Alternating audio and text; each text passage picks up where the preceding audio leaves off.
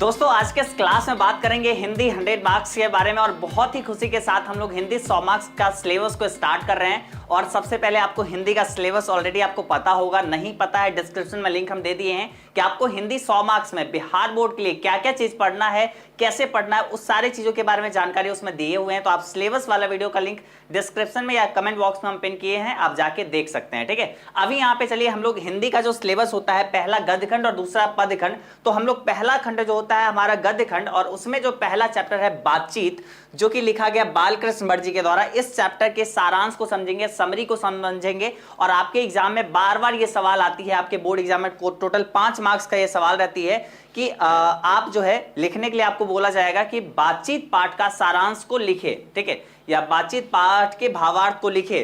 तो आपको ऐसा अगर सवाल मिलता है तो उस समय आप अगर इसका जवाब अच्छे से, अगर आप प्रॉपर्ली अच्छे तरीके से लिख सकते हैं ना, अगर लिख पाते हैं एग्जाम में, तो आपको कुल 5 मार्क्स मिलेगा। तो इसलिए चलिए अच्छे से तैयारी करिए और बहुत ही जबरदस्त आपको हम बताने वाले हैं। देखिए यहाँ पे इस तरीके से एक बेहतरीन ढंग से हम आपको लिख के आगे दिए हैं, तो बस देखिए और आप समझ जाइएगा। इस वीडियो को आप मतलब प्रॉपर शुरू से अंत तक देख लेंगे, यकीन मानिए आपको ये याद हो जाएगा। ठीक है, तो अपने इस बिजी शेड्यूल से 20 मिनट का समय निकालिए और हमें दीजिए और अपना 5 मार्क्स आप लेके जाइए। चलिए तो ध्यान से अच्छे से प्रॉपर्ली देखिए। चलिए तो अपना यहाँ पे सबसे पहले चैप्टर कौन सा है, अपन का चैप्टर यहाँ पे है बातचीत। कौन सा चैप्टर है? बातचीत। ठीक है, बातचीत हमारा यहाँ पे चैप्टर चल रहा है, जो कि हिंदी का चैप्टर 1 है, चैप्टर फर्स्ट हमारा है। ठीक है, बातचीत पाठ। और इसको लिखे कौन है? इसको लिखे हैं हमारे बालकृष्ण भट्ट जी। कौन लिखे हैं? बालकृष्ण भट्ट जी लिखे हैं। और इनका जन्म कब हुआ है? इनका जन्म हुआ है 23 जून 1844 को, यानी 23 जून 1844 को इनका जन्म हुआ है। वही निधन की बात करें तो 20 जुलाई 1914 को यहाँ पे इनका निधन हुआ है। एक्चुअली हम 23 जून 1844 इसलिए बोले क्योंकि अभी जो है ना, अभी हम लगातार इंग्लिश 100 मार्क्स जो है आपका बिहार बोर्ड का इंग्लिश 100 मार्क्स, उसका लगातार क्लास करवाते आए हैं।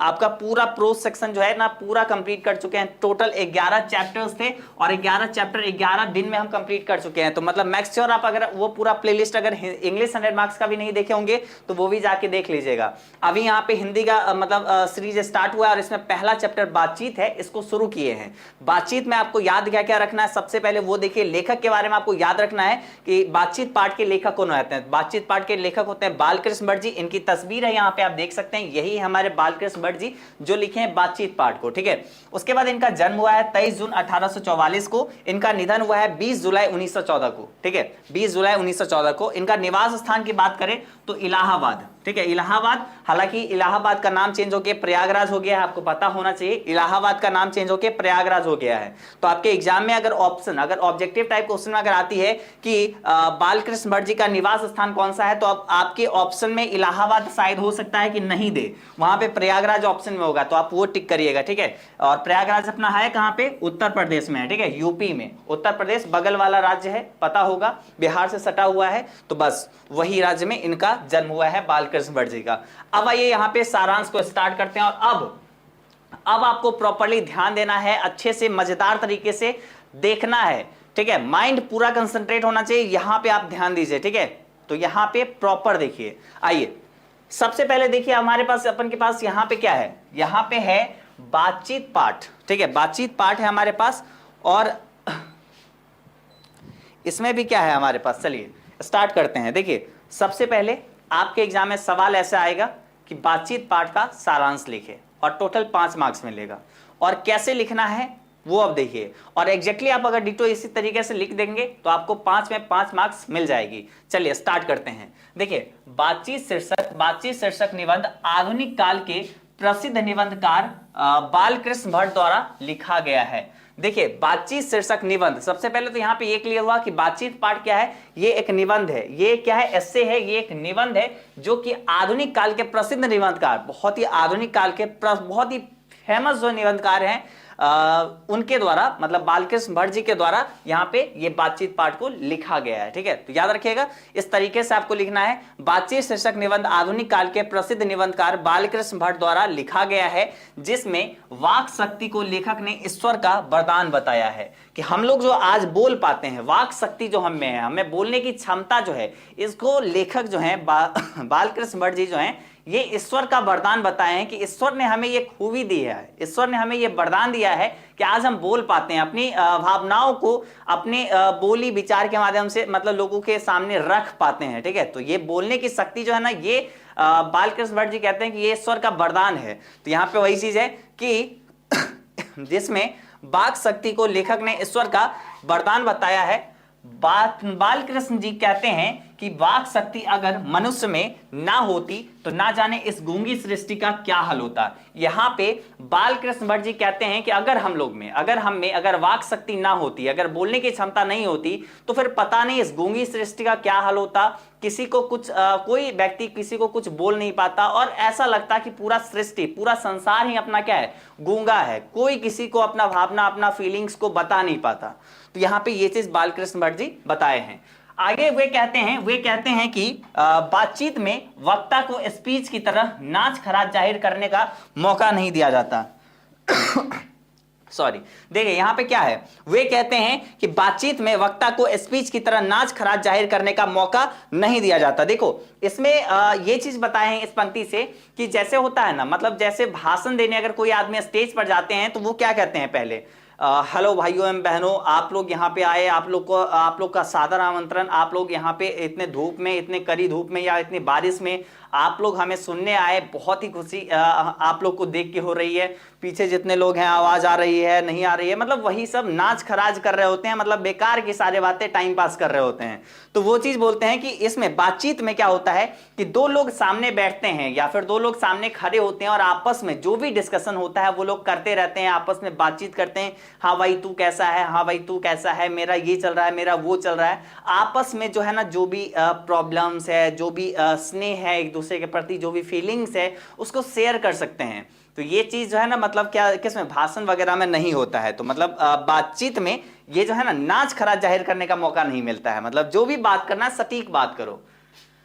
अब उसके बाद आगे चलिए, आगे देखिए, वे कहते हैं कि जैसे आदमी को जिंदगी मजेदार बनाने के लिए खाने पीने, चलने फिरने इत्यादि की जरूरत होती है। जिंदगी कब मजेदार होगी, जब आप लोग खाना पीना खाएंगे, चलेंगे फिरेंगे, तभी मजेदार होगी ना। ये थोड़ी है कि एक का किसी का पैर टूट गया और वो बेड पे रेस्ट है और वो उसका जिंदगी कहेगा हम मजेदार तरीके से जी रहे हैं, मतलब जब बस इतना अच्छा जिंदगी और किसका होगा। तो ऐसा नहीं है ना, तब तक जिंदगी मजेदार नहीं होगा जब तक चल फिर नहीं सकते हैं, खाना पीना अच्छे से नहीं मिलेगा।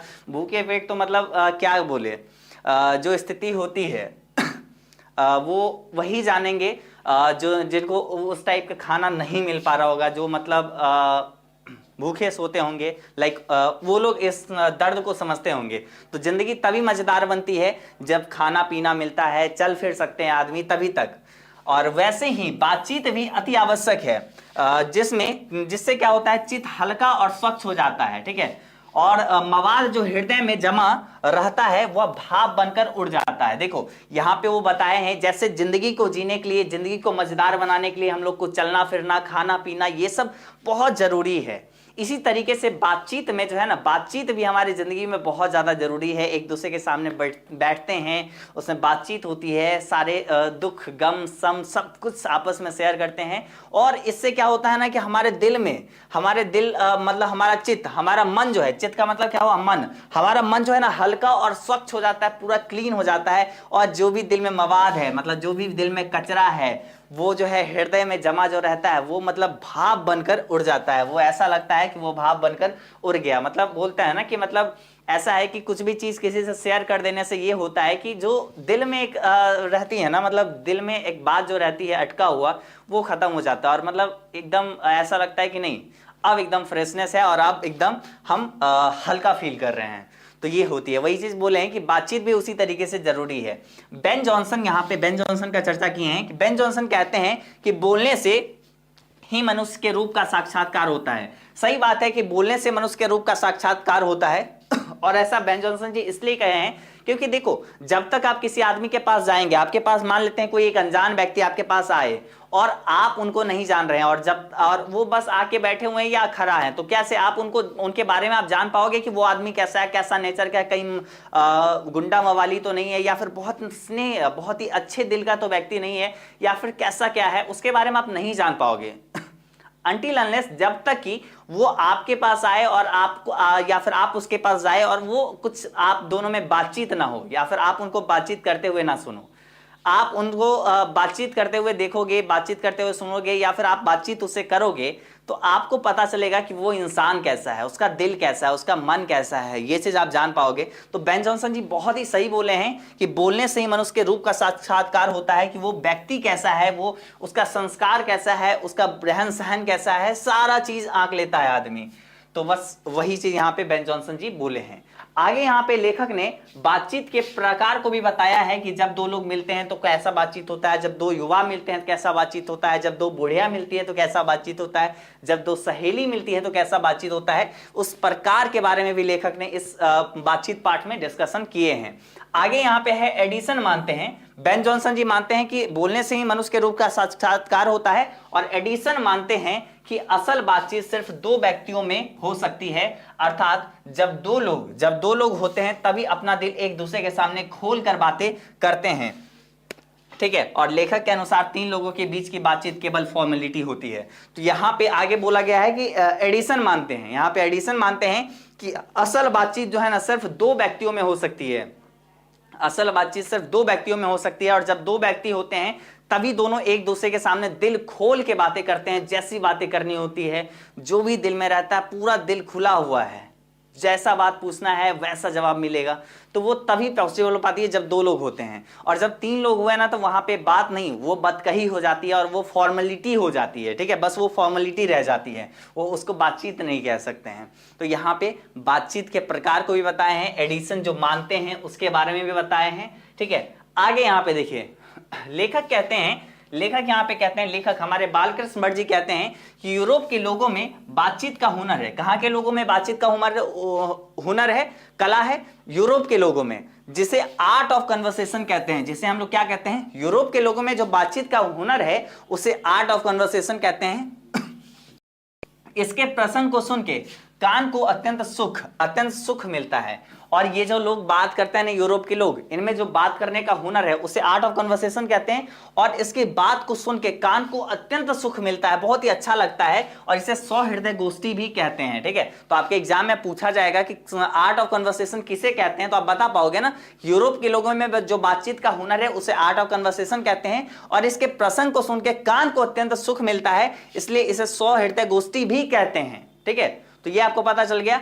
अंततः, और लास्ट में आपको ये लिखना है, अंततः बालकृष्ण भट्ट कहते हैं कि हमें अपने अंदर ऐसी शक्ति पैदा करनी चाहिए जिससे हम अपने आप बातचीत कर लें, और बातचीत का यही उत्तम तरीका है। और ये इसलिए बोले हैं लेखक कि हम अपने में ऐसी शक्ति पैदा कर ले कि हम अपने आप से बात कर ले, और यही बातचीत का उत्तम तरीका है। और ये इसलिए बोले हैं क्योंकि आप जानते हैं कि आप अगर किसी के यहाँ गए और आपका सही से आदर सत्कार नहीं हुआ तो आपके मन में कहीं ना कहीं कुछ बात अटक जाएगी कि देखो वो मेरा आदर सत्कार नहीं किया, कुछ बेइज्जती कर दिया, चाय के लिए नहीं पूछा। इवन आपके पास कोई व्यक्ति आया आपके घर पे और आप नहीं है, आप कुर्सी नहीं दे पाए, या फिर आप बैठने के लिए उनको नहीं बोले, उनके मन में कुछ ठेस पहुंच जाती है। तो इसलिए लेखक यहाँ पे कहते हैं कि बातचीत का तो मतलब एक अच्छा जरिया ही यही है, और बातचीत, असल बातचीत तो वही है, उत्तम तरीका बातचीत का वही है जब हम खुद में अपने आप ऐसी शक्ति पैदा कर ले कि हम खुद से बातचीत कर सके, वही बातचीत का उत्तम तरीका है, ठीक है। तो ये यहाँ पे बालकृष्ण भट्ट जी बताए हैं। तो कुल मिला के बातचीत का सारांश यहाँ पे यही चीज हुआ। अभी हम आपको शॉर्ट में एक चीज बताते हैं, शॉर्ट में अब आपको हम समझाते हैं और अच्छे से आप इसको समझिएगा, ठीक है। और बाकी चैनल को सब्सक्राइब कर लीजिएगा, ठीक है, चैनल को सब्सक्राइब और वीडियो को लाइक वगैरह। चलिए अब फिर से आपको हम समझाते हैं, कि आपको एक ब्रीफ में हम आपको अच्छे से बस बताते हैं, ठीक है। पीछे आपको हम ज्यादा नहीं कुछ अब लाइन में अंडरलाइन करेंगे। देखो बातचीत पाठ जो है ना बालकृष्ण भट्ट जी के द्वारा लिखा गया है। इनका जन्म और निधन ये दोनों इंपॉर्टेंट है। ये इनका निवास स्थान प्रयागराज उत्तर प्रदेश में, ठीक है। अब देखिए बातचीत शीर्षक जो है ना ये आधुनिक काल के प्रमुख बहुत ही प्रसिद्ध निबंधकार बालकृष्ण भट्ट जी के द्वारा लिखा गया है। और इसमें जो है ना मतलब उन्होंने बोलने की जो क्षमता है, हमें जो वाक शक्ति है उसको बहुत अच्छे से प्रदर्शित किया है। कि उन्होंने बताया है कि वाक शक्ति जो है ना मनुष्य में, वो ईश्वर का वरदान है, वो ईश्वर का दिया हुआ एक वरदान है जो हमें मिला है। तो यहाँ पे ये बताते हैं। उसके बाद बोलते हैं, उसके बाद यहाँ पे क्या बताते हैं, उसके बाद बोलते हैं कि आज जो है अगर हम लोग में वाक शक्ति नहीं होती तो आज ये दुनिया पूरा गूंगी प्रतीत होता, पूरा ये सृष्टि गूंगी सृष्टि कहलाती।